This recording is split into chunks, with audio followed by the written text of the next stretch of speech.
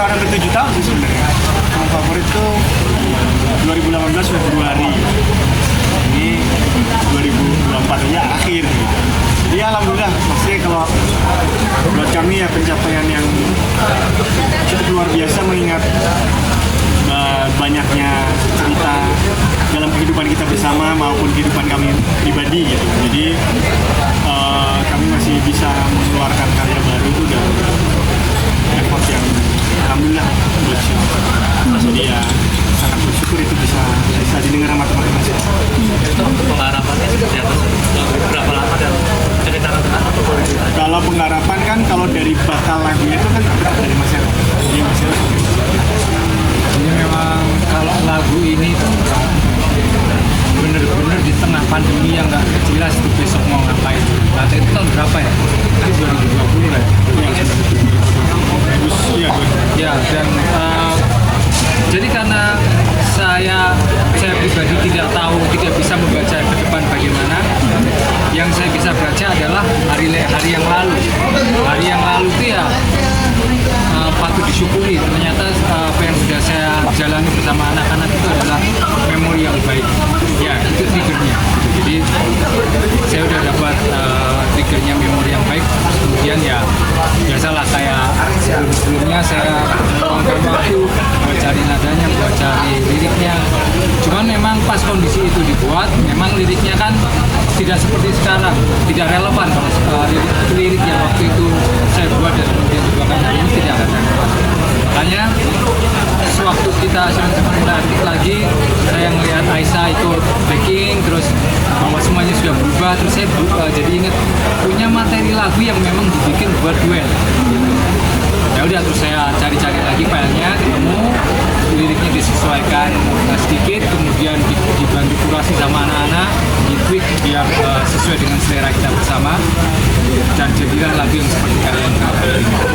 Memang masih nyambung karena memang yang perjalanan yang sudah dilalui secara Silon Seven ataupun pribadi itu sangat panjang, dan ya kemarin-kemarin itu memori yang baik apapun itu yang terjadi di depan.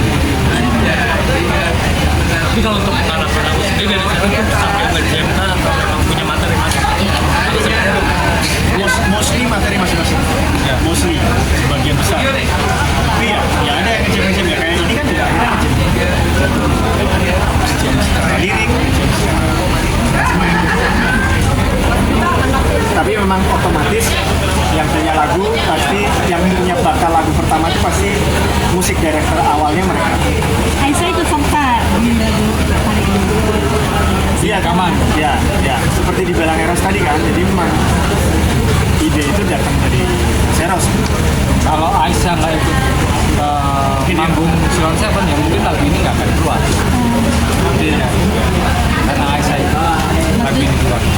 Mas itu bekerja sama dengan anak, ada musisi yang punya anak juga ikut jadi bikin vokal akan seterusnya, dan Kita lihat aja sih sebenarnya. Ya sebenarnya ya seperti saya bilang tadi, itu kan tetap menyesuaikan jadwal kuliahnya dia. Ya walaupun jadwalnya nggak selalu di weekend, jadi otomatis pasti akan ada yang bolos juga. Tapi kalau itu bolosnya udah menyebabkan dia sampai nanti nggak bisa ujian dan apa segala macam, pasti nggak, opsi itu nggak akan dipilih gitu. Jadi kan prioritasnya sekarang masih kuliah. Iya, prioritasnya kuliah. Nanti setelah itu ya terserah dia. butuh banyak pertimbangan nggak sih Mas ketika Aisyah ikut bergabung di single ini? Kalau saya justru beban sebenarnya sebagai orang tua gitu. Bukan sebagai vokalisnya Silon Seven. Kalau sebagai vokalisnya Silon Seven, saya sedikit banyak begitu Mas Eros mengusulkan itu tuh, sebagai vokalis Silon Seven kan saya tahu kapasitasnya dia lah gitu. Saya tahu dia bisa seperti apa gitu, kemampuannya dia seperti apa saya tahu. Cuman emang ya saya nggak bisa mikir saya sebagai vokalis Silon Seven aja. Saya juga harus mikir saya sebagai tamu. Saya emang dan alhamdulillah konsepnya kan featuring, bukan kalau duet kayaknya keberatan ya. Kalau duet itu kayaknya beban moralnya lebih berat. Jadi emang featuring ini buat cari pengalamannya dia masih oke. Jadi saya akhirnya menegakan hati saya untuk Bapak tadi nyanyi lagu ini juga penuh emosi sepertinya. Apa karena menyanyikan lagu memori baik dengan anak pasti begitu? lah, pasti campur aduk. Ya dari liriknya aja juga kayak gitu kan. Liriknya jelas relevannya sama keluarga, terus caranya dia dirilis juga istilahnya kita melewati momen-momen yang seperti itu kan. Kayak sejenak kayak recall aja saya, kayak recall kayaknya nggak mungkin nih hari ini saya ini bisa lagi. Mohon maaf Mas, kalau dari segi profesionalnya sendiri seperti apa nih? Apalagi Aisyah kan anak timnas kita. Iya. Dibayar dia. Dari segi profesional. Oh iya ya, kalau sekarang udah mulai ada anggarannya dari bos saya gitu. Jadi awal-awal ya bapaknya yang bayar. Mas Adam gimana Mas? Dari Aisyah. Ya, kita sebenarnya